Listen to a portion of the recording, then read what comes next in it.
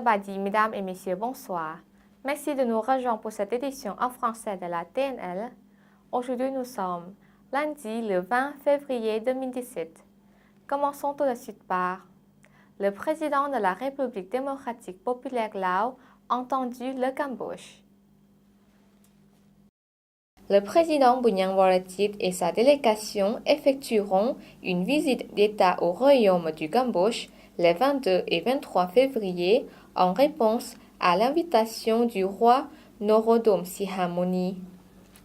La visite vise à renforcer les relations de longue date et la coopération entre les deux pays.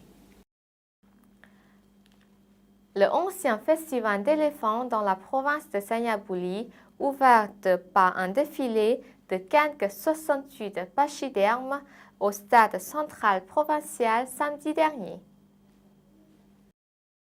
L'événement a été suivi par le Premier ministre Thongloun Sisulit et le gouverneur provincial M. Phongsavan Sithawong.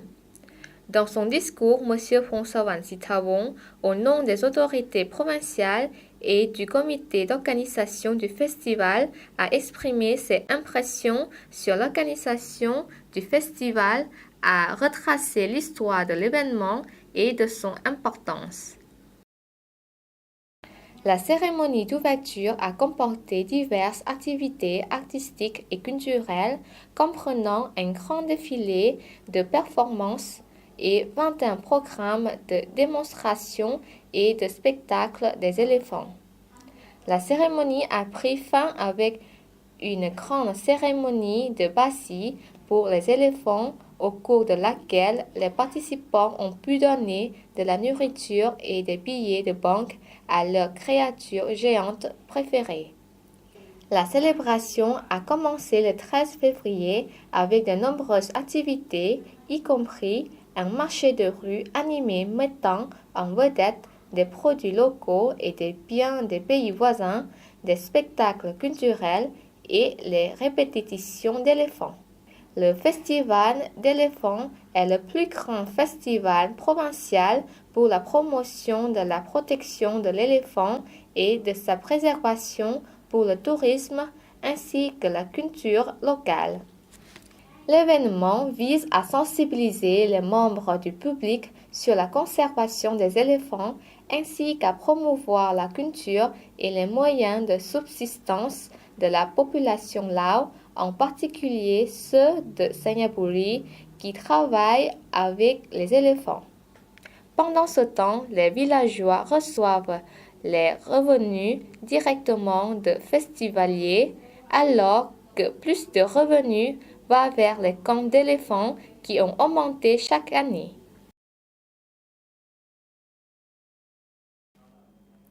Le vice-président reçoit une délégation du Vietnam. Le 17 février, M. Phankham Viphawan, vice-président de la République démocratique populaire Laos, a reçu la délégation du Vietnam menée par M.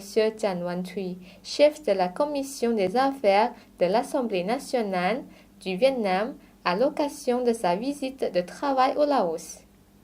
À cette occasion, M. Phankham a exprimé la bienvenue à M. Chan Van Thuy et a souligné que cette visite continue à renforcer les relations entre les deux organes et les deux gouvernements. Par ailleurs, la délégation de l'Association d'amitié Laos-Vietnam, conduite par M. Vilavong Buddhakham et M. Chan Van Thuy, président de la Commission des affaires générales de l'Assemblée nationale du Vietnam, ont convenu de promouvoir davantage la coopération entre les deux organismes. Le gouvernement lao a décerné une médaille de l'amitié à l'ambassadeur cambodgien qui termine sa mission au Laos. La médaille a été remise vendredi dernier par le ministre des Affaires étrangères, M. Salemsai Komasit, au nom du gouvernement lao.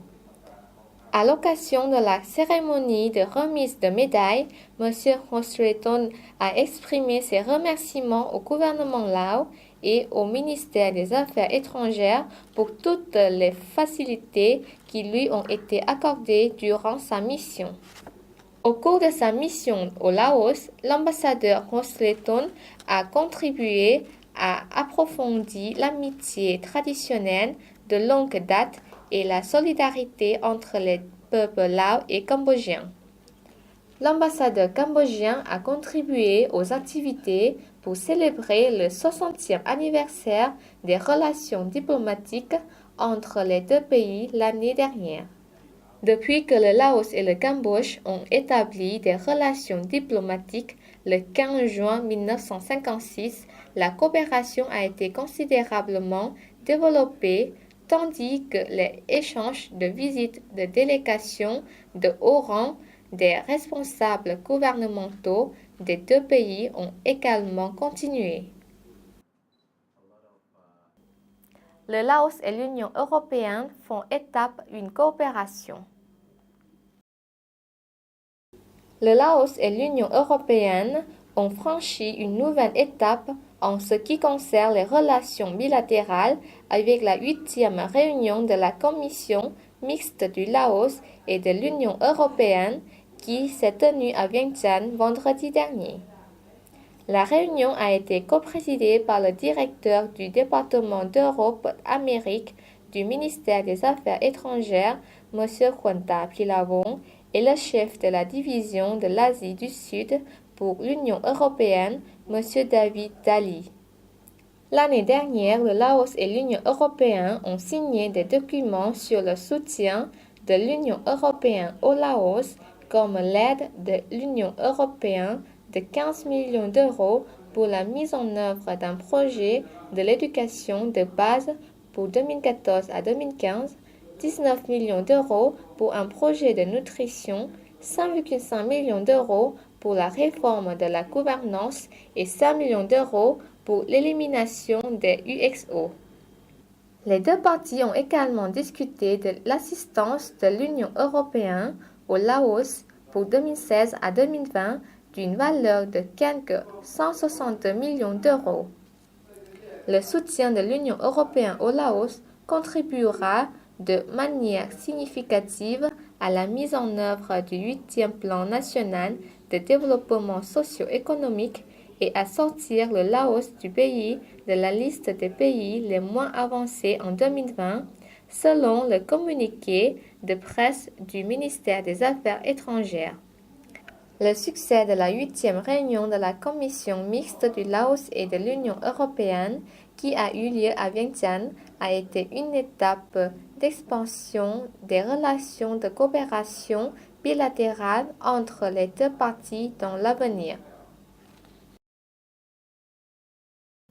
22% d'augmentation d'accidents de route en une décennie.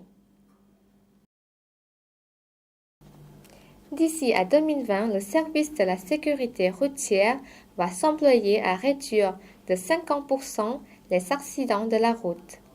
Pour ce faire, une série de mesures visant à renforcer la sécurité des usagers de la route seront mises en œuvre. Amélioration des infrastructures et de la signalisation routière, contrôle technique réglementé des véhicules, assurance automobile obligatoire, sensibilisation au code de la route et sanctions plus sévères contre les contrevenants au code de la route. Les causes principales des accidents sont le non-respect du code de la route et la conduite en état d'ivresse.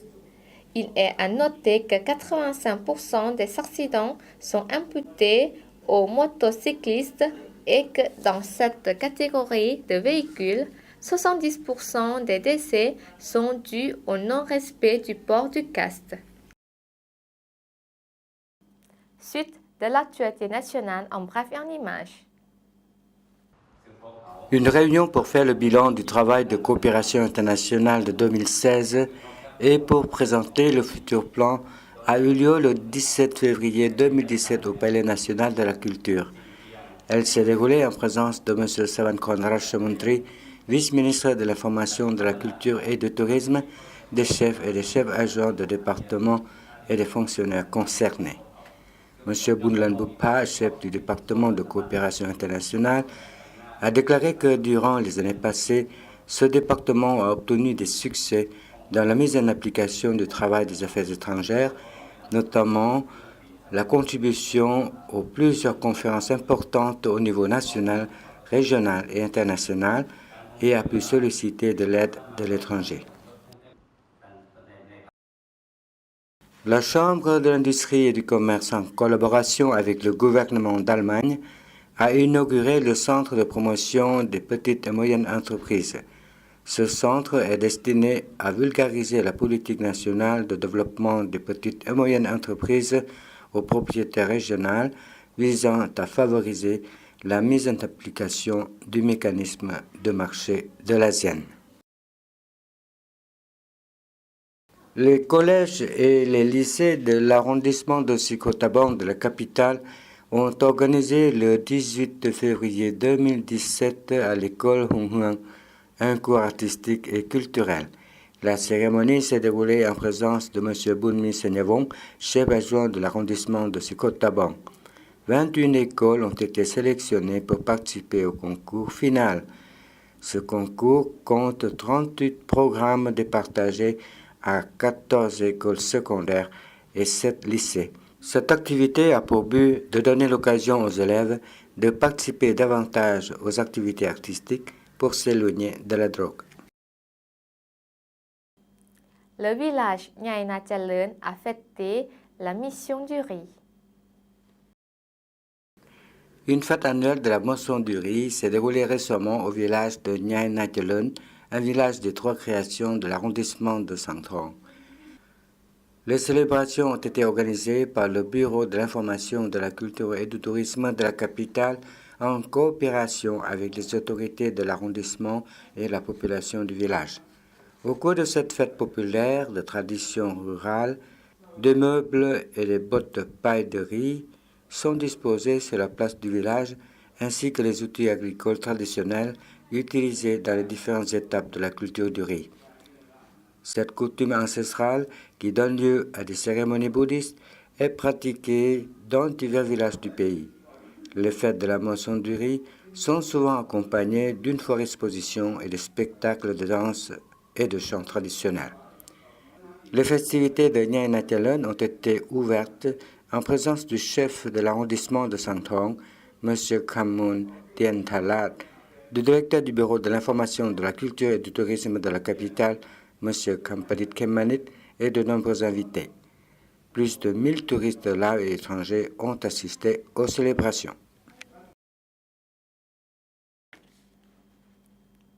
Voilà, c'est la fin de cette édition. Toute l'équipe vous remercie pour votre fidélité. Pour voir ou revoir nos reportages, rendez-vous sur la page internet du journal français de la TNL. Au revoir.